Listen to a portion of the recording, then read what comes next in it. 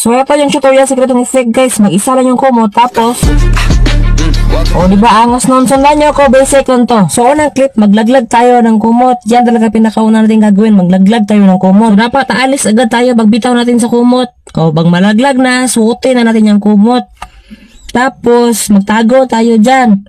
Pag magtago tayo dyan, tatalon tayo. Pag tatalon ko dyan, ibukas natin. Ganyan ganyan lang. Tapos kayo na bahalang acting. Tapos clip number 2, itong background, itong walang tao. Kahit 2 seconds lang, goods na. Katapos mag-record, open nyo na yung CapCut. Tapos pindutin itong new project. Piliin yung video na record nyo. Tapos pindutin itong add. Yan, pag ma-import nyo na, abangan natin sa part na nalaglag na yung kumot.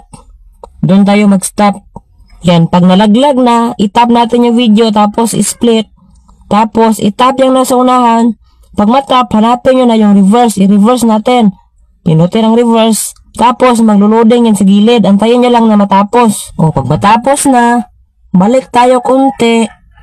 Tapos, hanapin natin kung saang part yung paglitaw ng kumot. Kasi naka-reverse man yan, no? Yung paglitaw niya, itap natin yung video. Tapos, i-split.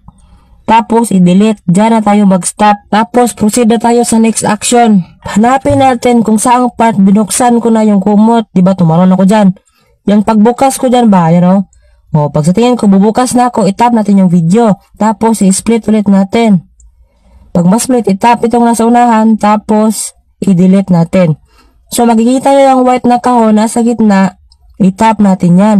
Tapos, hanapin natin yung transition ng mix. Ito. Itap ito. Tapos, i-adjust natin sa baba ng 0.1. Yan, gawin natin 0.1. Parang hindi halata yung transition natin. Tapos, itap itong check na sa gitna. Tapos, kung i-play natin, ganito na mangyari. Diba? Nag-transform. So, makikita, kung mapapansin nyo guys, pag review nyo, ganito tingnan nyo ha, dandahan lang tayo.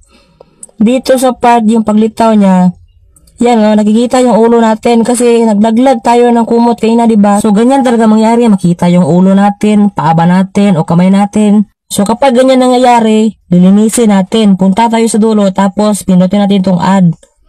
Tapos, i-add na natin yung clip number 2 natin. Yung background lang ba? Ito yon. I-add natin. So, mangyayari, nandun dyan sa dulo. So, itap natin yung nasa dulo. Tapos, i-overlay natin. Pag ma-overlay na, ilong press nyo, tsaka i-drag nyo kung saang part nakikita yung ulo nyo, yung paaba nyo, katawan ba? Dyan. So, sa akin, dyan yun banda nakikita yung ulo ko. So, dyan ko rin itapat. Pag matapat nyo na, itap nyo ulit yun. Itap nyo ulit. Tapos, hanapin nyo yung mask. Itap yung mask. Tapos, piliin ang horizontal. So, kung saang banda nakikita yung katawan nyo, doon nyo din itakip yung hilo na line nyo, pag matakpan nyo na, i-drag konti itong white na arrow para hindi halata. Tapos, i-play natin. Yan i-review natin. Pag ganyan naman, naputo naman yung natin, yung kamay natin, adjust nyo konti yung hilo na line para malinis na yung video natin.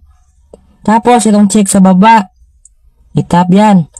Tapos, kapag naka-transform na ako dyan, sobra na naka-overlay yan nasa baba, pwede nyo na i-delete, i-drag nyo yung sobra. Kapag i-play natin, ganito na mangyari. Pag malinis na siya, pwede nyo na i-export. Pero yung sobra ng video, itap mo natin yung video, tapos i-split.